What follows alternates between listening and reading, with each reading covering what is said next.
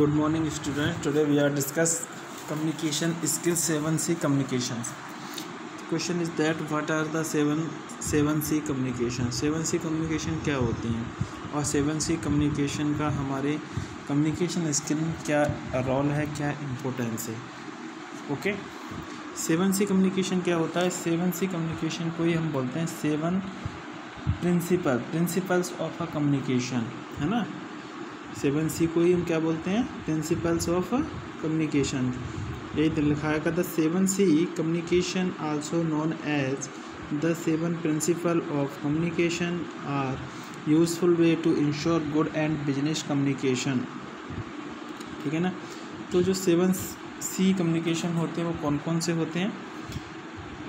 First है completeness, concreteness, courtesy, correctness, clarity, consideration और conciseness. ठीक है ना. तो फर्स्ट पॉइंट है इसका कंप्लीटनेस. 7C का जो फर्स्ट है ना वो क्या है? कंप्लीटनेस. कंप्लीटनेस मीन्स हिंदी में का बोलें संपूर्णता. जो हमारी इन्फॉर्मेशन है, जो हम कम्युनिकेशन कर रहे हैं किसी से, और जो हमारी कम्युनिकेशन इन्फॉर्मेशन है, हमारा जो डेटा है वो कैसा होना चाहिए? कंप्लीट होना चाहिए. ठीक है ना. जैसे अगर हम इसकी डेफिनेशन पर देखें तो the message must be complete and grade to the receiver's perception of the word. Okay. The message must be based on facts and a complex message needs additional information और एक्सप्लेनेशन. मीन्स अगर हमारा message complete नहीं है तो हमें क्या होगा? उसमें एडिशनल इन्फॉर्मेशन ऐड करनी पड़ेगी और उसको एक्सप्लेन करना पड़ेगा. मीन्स हमने किसी को शॉर्ट में कोई बात बोल दी है ना, या इन्फॉर्मेशन कंप्लीट नहीं है. मैंने कहा कि कोई इन्फॉर्मेशन, मैंने कोई बात बताई या सेंडर ने कोई बात बताई और वो कंप्लीट नहीं है ना, और बोल दिए कि आधा मैसेज इसके आगे का बाद में बताएंगे, तो वो इन्फॉर्मेशन हमारी कंप्लीट नहीं है. तो रिसीवर क्या रहेगा? वेटिंग में रहेगा कि जब आगे की इन्फॉर्मेशन आएगी, फर्दर इन्फॉर्मेशन आएगी, तब हम उस पर कोई एक्शन कर सकते हैं, कर पाएंगे. ओके.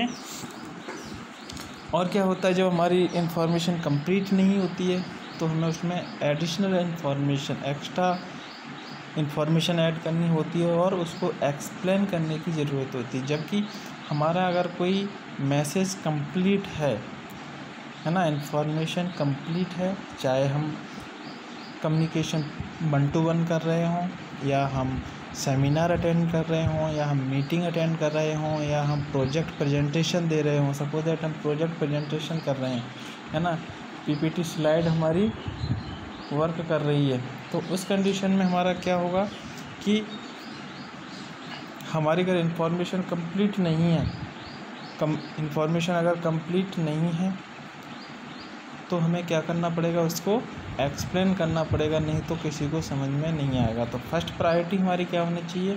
फर्स्ट प्रायोरिटी ये होनी चाहिए कि हमारा जो मैसेज है, हमारी जो इन्फॉर्मेशन है, हमारा जो डेटा है वो कैसा होना चाहिए? कंप्लीट होना चाहिए, प्रॉपर होना चाहिए. सेकेंड है कॉन्क्रीटनेस. कॉन्क्रीटनेस का मीन्स स्थूलता. मीन्स कि जो हमारी इन्फॉर्मेशन है, जो हमारा डेटा है, हमें प्रॉपर वे में उसको एक्सप्लेन करना है, प्रॉपर वे में उसको बताना है. हमें ये सोच के नहीं चलना है कि सामने वाला समझ जाएगा, इमेजिन कर लेगा. कोई चीज़ इमेजिनरी नहीं होती है ना. जब हम प्रेजेंटेशन दे रहे हैं या हम सेमिनार को अटेंड कर रहे हैं, पीपीटी दे रहे हैं, तो उसमें ये नहीं है कि हमारा मैसेज जो है हम ये समझ जाएंगे, जो रिसीवर है उसको इमेजिन कर लेगा. ठीक है ना. तो this is the information about the concreteness, about the communications. तो ना इसकी अगर हम डेफिनेशन देखें, concrete business communication is also about a clear message. This is often supported by factual material such as a research data and figures. The words used as a sentence है ना can be imagine, वही लिखा है. Structure can be interpreted univocally, nothing is left to the imagination, हमें कुछ भी ऐसा point नहीं छोड़ना है कि हम ये समझ जाएं कि जो ऑडियंस है या रिसीवर है वो उसको इमेजिन कर लेंगे और समझ जाएंगे। जब हमारी इन्फॉर्मेशन है, हम किसी का प्रेजेंटेशन कर रहे हैं, कोई कम्युनिकेशन कर रहे हैं, तो मैसेज प्रॉपर होना चाहिए और एकदम करेक्ट होना चाहिए। नेक्स्ट पॉइंट है कर्टसी। कर्टसी पॉइंट बहुत इम्पोर्टेंट है। ये हमारे डेली लाइफ में भी as well as a professional life और एज वेल एज हमारी जो डेली लाइफ है उसमें कर्टसी वर्ड बहुत ज़रूरी है। मीन्स विनम्रता। जब हम किसी से बात करते हैं और बात करने के जो हमारा बिहेव होता है, तो बिहेव जो हमारा होगा, जो हमारा सरलता, बात करने का तरीका, हमारी बातों की टोन, बोलने का तरीका, बिहेवियर, अगर ये हमारा प्रॉपर है, सही है, तो हमारे कम्युनिकेशन उतना ही अच्छा होगा। अगर हमारे अंदर कर्टसी नहीं है, हम किसी से टोन में बात कर रहे हैं, है ना, बिहेवियर हमारा गलत है, बात करने का तरीका सही नहीं है, तो उस कंडीशन में क्या होगा कि आपका जो काम बन भी रहा होगा, सामने वाला आपकी बात मान भी रहा होगा, तो वो बात नहीं मानेगा। लेकिन वही बात आप उसको रिस्पेक्ट दे के बात करोगे, सही तरीके, सही वे में बात करोगे, तो उस पर एक अलग इम्पैक्ट पड़ेगा। Okay. In addition to considering the feelings and points of view of the target group, it is also important to approach the audience in a friendly and courteous manner. Use of terms that show respect for the receiver contribute towards effective communication. Why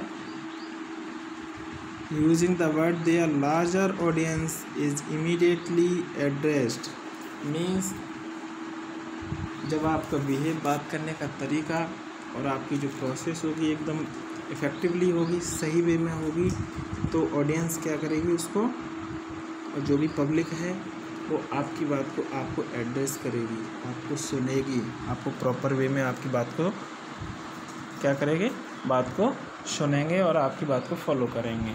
ठीक है ना। तो courtesy हमारी communication के लिए बहुत ज़रूरी है, एज वेल हमारी लाइफ के लिए, डेली लाइफ के लिए भी बहुत ज़रूरी है। नेक्स्ट पॉइंट है करेक्टनेस। करेक्टनेस क्या होता है कि जब हमारी जो वर्बल कम्युनिकेशन है या रिटन कम्युनिकेशन है, जब हम बिजनेस करते हैं तो बिजनेस में हमारा क्या होता है, रिटन कम्युनिकेशन होता है। तो रिटन कम्युनिकेशन में हमारा जो है उसमें कोई सेंटेंस में, कोई वर्ड्स में हमारा क्या नहीं होना चाहिए, ग्रामेटिकली एरर नहीं होना चाहिए। ठीक है ना। ये इसकी डेफिनेशन में है, a correct use of language has the preference in written business communication. Grammatical error must be avoided. तो जो ग्रामेटिकल एरर है वो क्या होना चाहिए, उसको हमें अवॉइड करना चाहिए।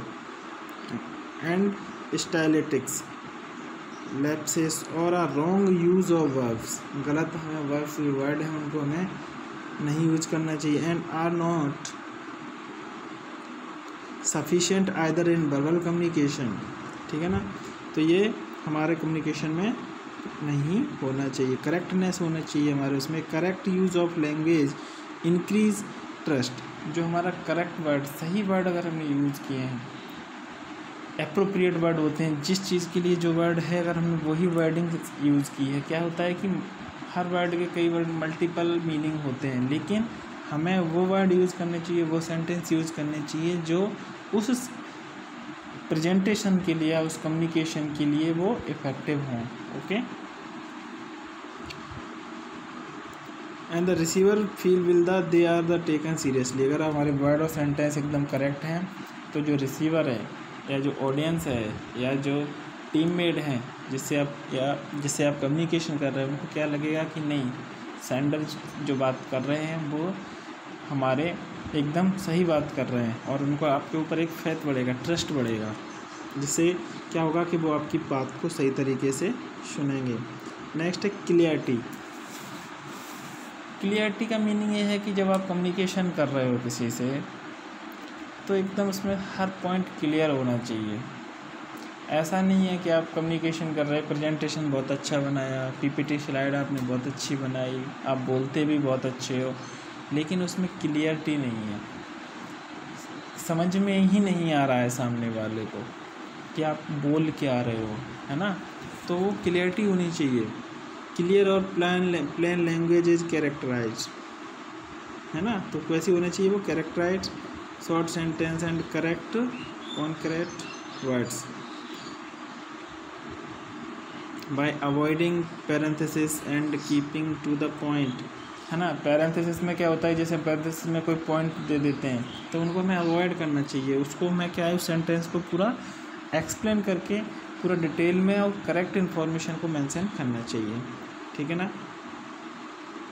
Receiver will get a confusion, नहीं तो क्या होगा, clear picture of the content, जब पिक्चर क्लियर हो गई, इमेजेस क्लियर होंगी तो वो हमको और रिसीवर को, सेंडर और रिसीवर के लिए, दोनों के ही लिए क्या होगी, एक कम्युनिकेशन इस्टेब्लिश करने में एक रोल प्ले करेंगे।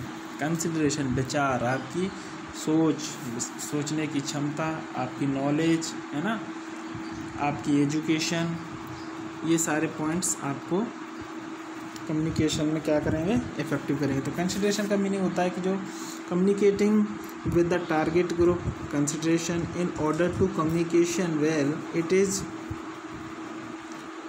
is important to relate to the target group and be involved factors that play a role in this are for example professional knowledge, आपको जिस टॉपिक पे, है ना, जिस प्रोजेक्ट पे आप प्रेजेंटेशन दे रहे हो उसकी प्रोफेशनल नॉलेज होनी चाहिए पूरी, उसके प्लस पॉइंट और नेगेटिव पॉइंट्स आपको मालूम होने चाहिए, है ना।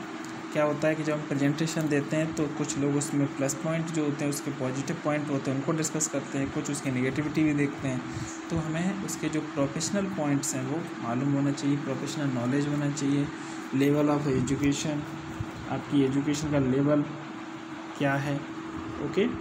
एंड एज का भी फैक्टर पड़ता है, एज के अकॉर्डिंग लोगों में मैच्योरिटी आती है, बोलने का तरीका, और इंटरेस्ट आपका कितना है उस टॉपिक पे, उस प्रेजेंटेशन पे।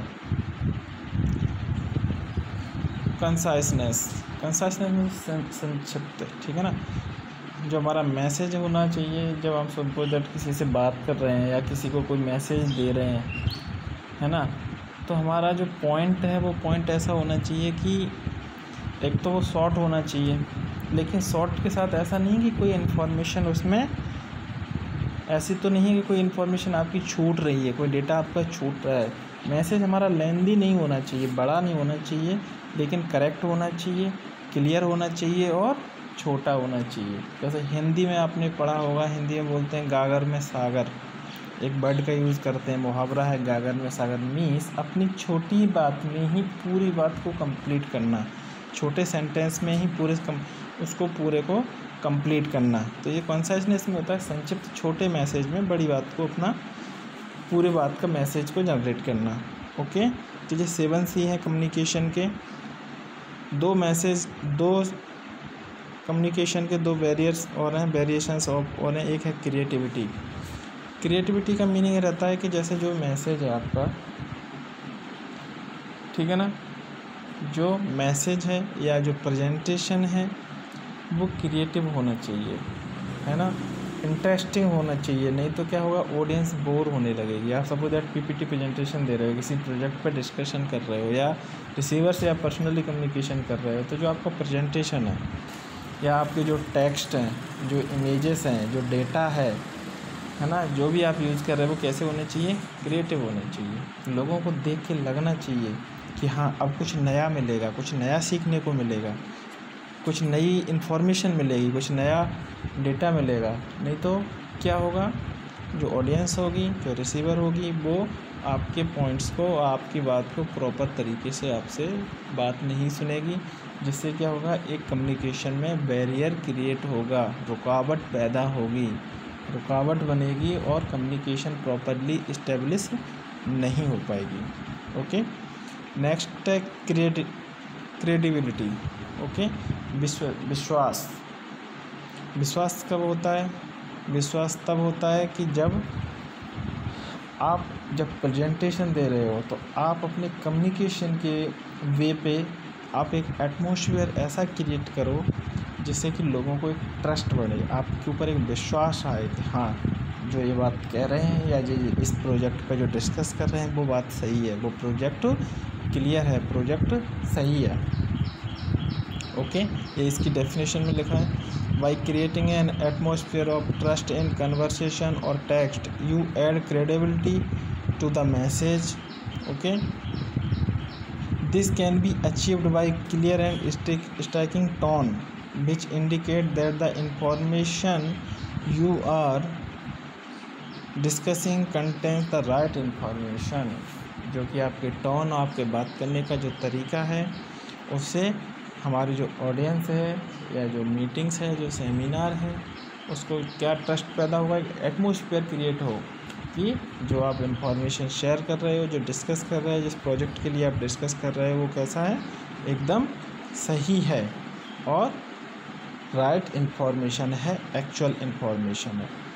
ओके, तो this is the all about the 7C of communication as well as the 7C of, हम इसको क्या बोल सकते हैं, 7C ऑफ प्रिंसिपल। ठीक है ना? ओके, आई होप आप लोगों को क्लियर हुए होंगे ये 7C पॉइंट्स।